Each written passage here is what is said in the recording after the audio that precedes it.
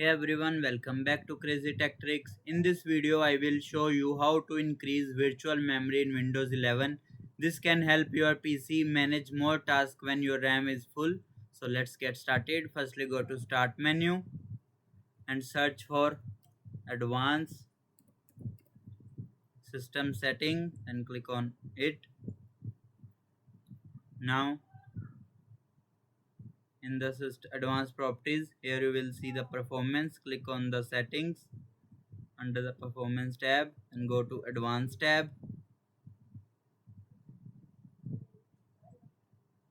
Then here you will see virtual memory and click on it, change.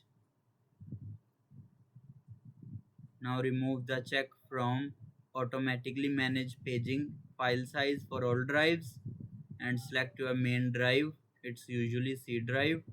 Now click on custom size, then enter initial size like 4096 MB and maximum size 8192 MB. You can add whatever you want and click on set, then again click on OK.